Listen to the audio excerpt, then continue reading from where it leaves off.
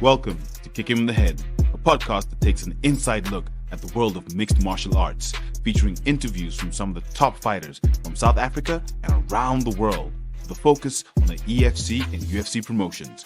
I'm your host, Yao. Join us as we delve deep into the techniques, strategies, and mindsets of these world-class athletes, learning from their experiences and getting insights into what it takes to succeed in the toughest sport on earth.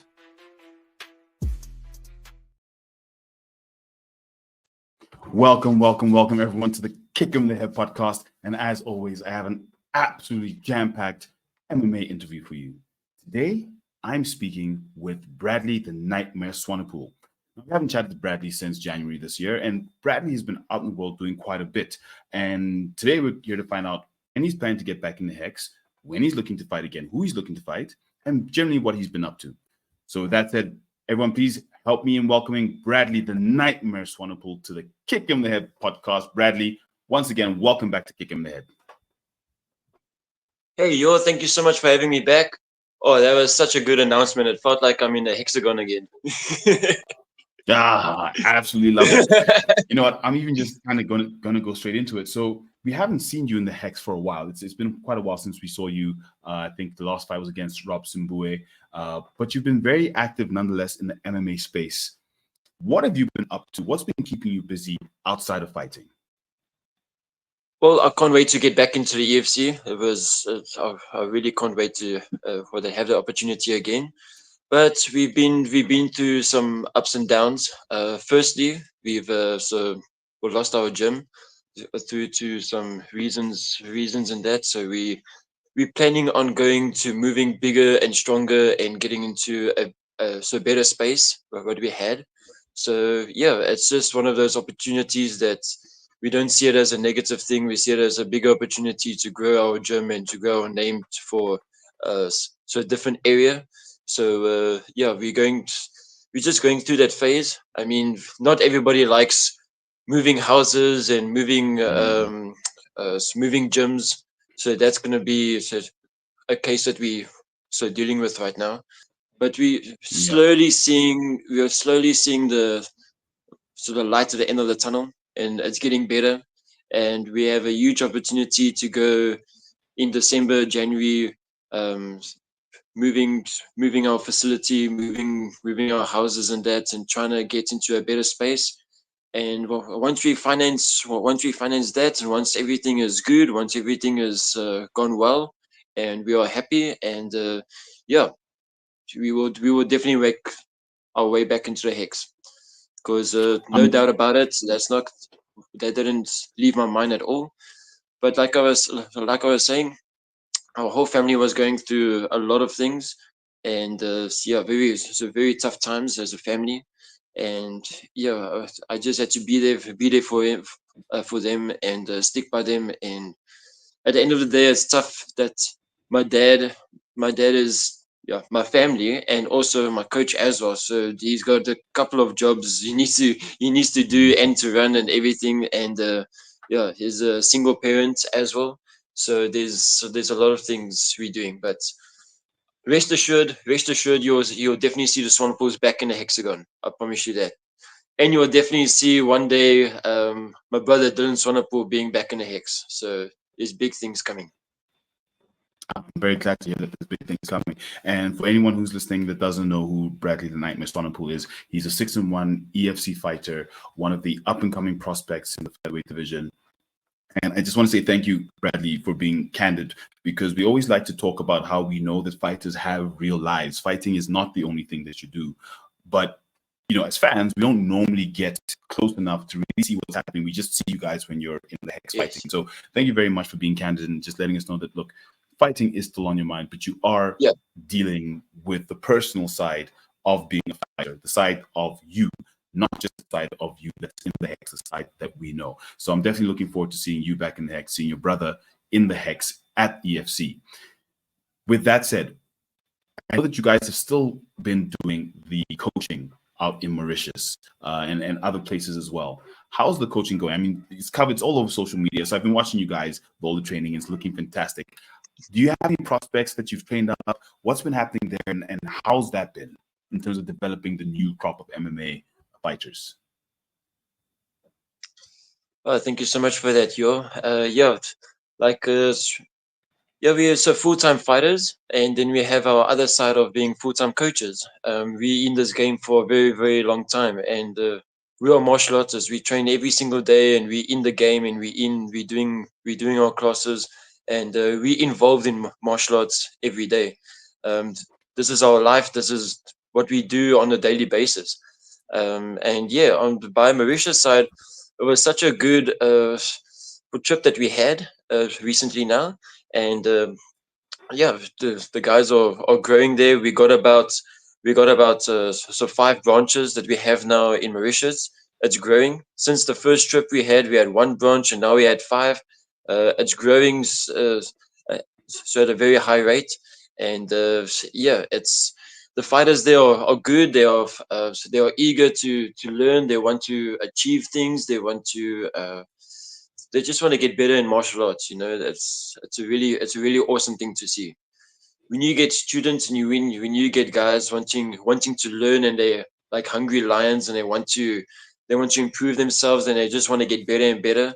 It's awesome to work with guys like that, and yeah, it's a great future for so for yeah, like for Mauritius family, and with the community there.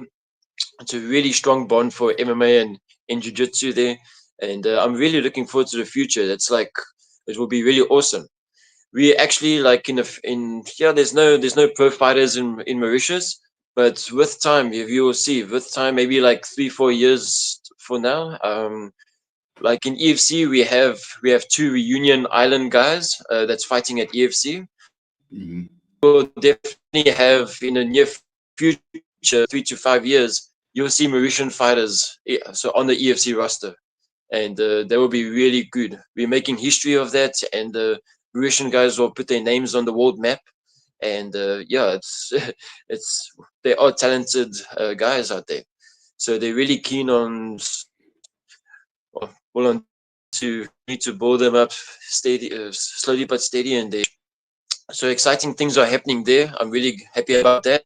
It's one of our international branches we have, and about 5 branches we have there in Mauritius. It's going to be really good, and stay tuned for that. We're keeping updated on the Facebook and Instagram pages and social media about the Mauritius platform we have there, and yeah, I can't wait.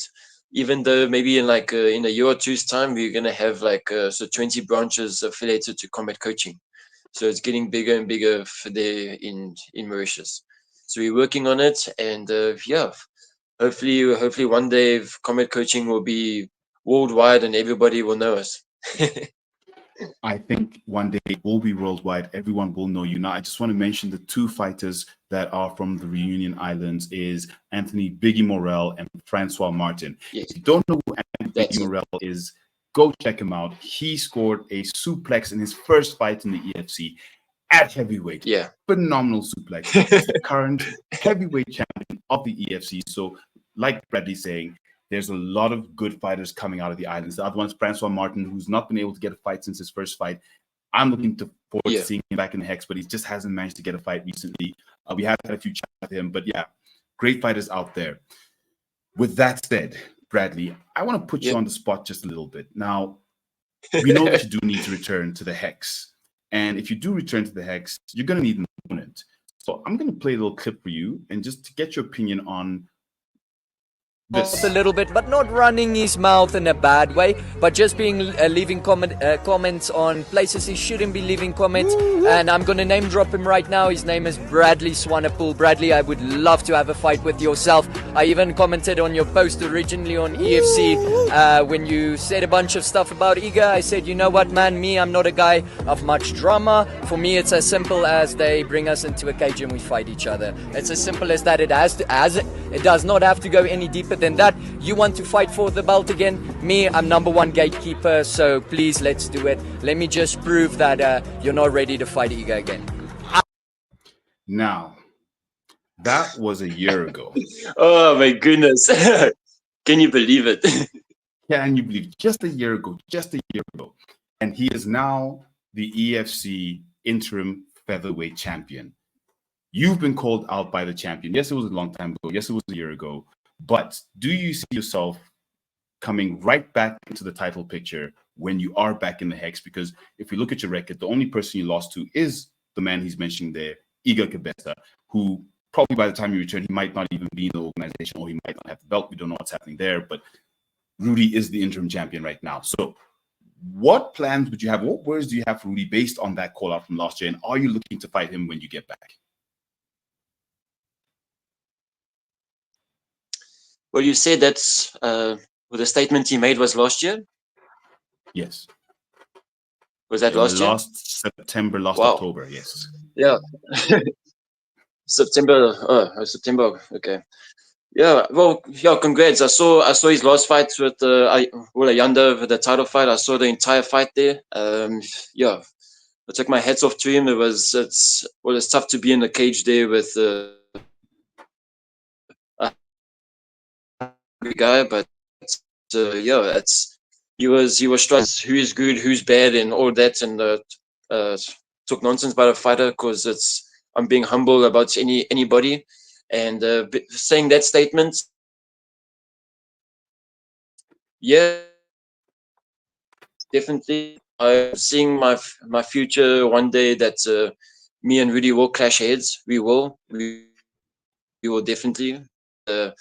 I'm not afraid of him all.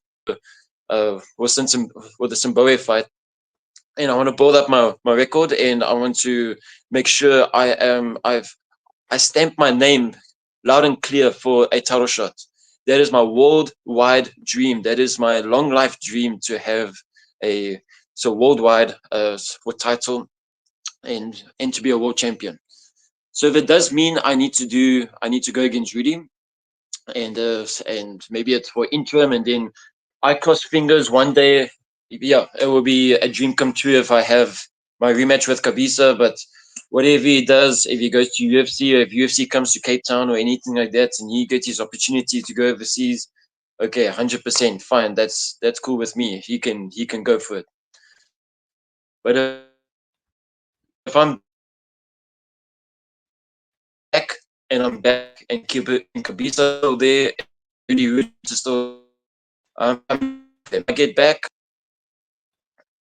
I'm first going to settle in the cage, and what I'm going to do is I'm first going to have maybe 2 or 3 fights to get back in there, and then we'll see, definitely like end of next year, or beginning of 2026, we'll go for the title shots against Roedie Roets.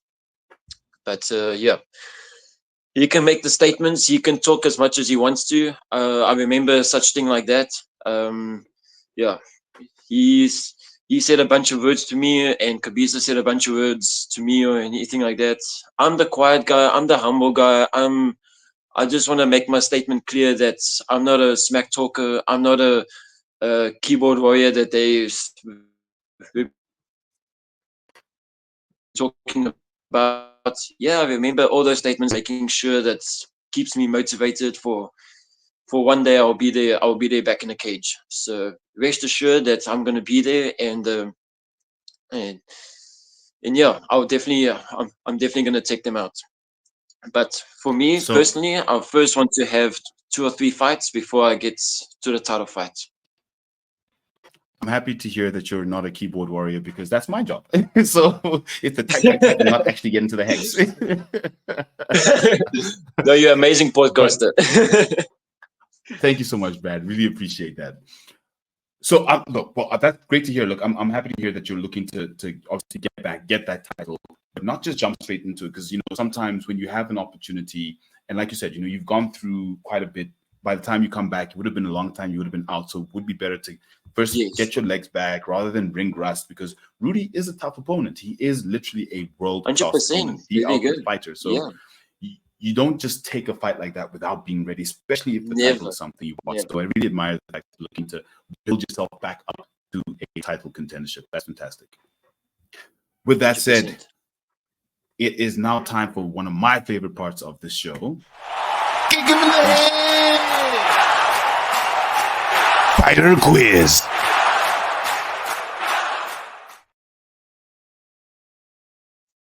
It's time for the fighter quiz. Let's hear the quiz. Okay, so Bradley, if there's any celebrity alive right now, or heck, yeah, any celebrity, which one would you like to fight? Any celebrity right now that I would like to fight? Well, the first one I would think in my mind, I would love to roll. I would love to roll against Tom Hardy. He's a guy from Venom. Yeah, and he just got his I would black love to belt, roll right? against him, do some jiu-jitsu roll. That would be. I think Blue he got belt, his purple belt recently, purple. Okay, or he's still blue, or he's purple. One of the two. that would be amazing fight. But everybody will know his Okay. name. Everybody will know his name, and everyone will know your name as well. And I'm just checking Yeah. now. He's a blue belt, promoted to blue A from blue blue to belt. purple. Yep, you're right. He's a purple belt. He's a purple belt BJJ. Purple belt. Wow, that's So that would amazing. be a good fight. That would be a very, very good role. I'd watch that for sure. Second question. If you could bring back any historical figure to fight, who would you bring back? Who would you fight?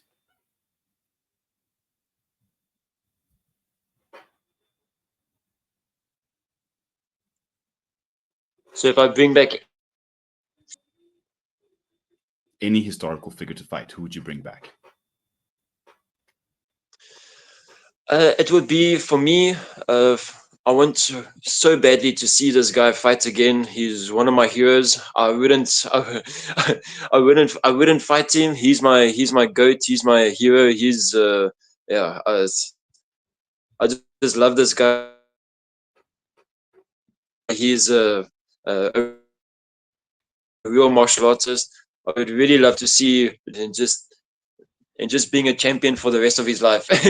He's such a good fighter and a martial artist. I want to see him until he fights until he's 100 years old. I never want him to stop fighting. He's a really good guy.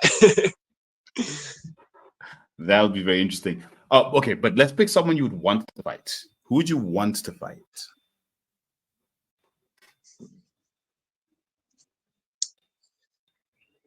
Let's see, maybe.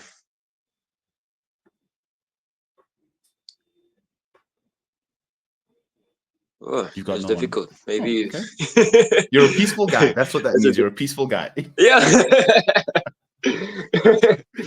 It's hard to get someone from retirement and think about who you're gonna fight. No, but if you don't have anyone, that's also okay. No problem. We now know that Bradley Swanepoel, the Nightmare, is a peaceful guy, which is perfectly okay. Bradley, thank you so much for the time today. Really appreciate it. At Head Kick Pod, as always, please do like, follow, and subscribe to anyone who is listening. Bradley, on the socials, where can people find you if they're looking to get in touch with you or combat coaching or the legendary Mornay Swanepoel Senior? Well, thank you so much, Yo. Yeah, you can get us on. We got TikTok, Coach Monet, and for Bradley Swanepoel. So Bradley or the Nightmare 500 is the usernames for TikTok, Instagram, and Coach Monet.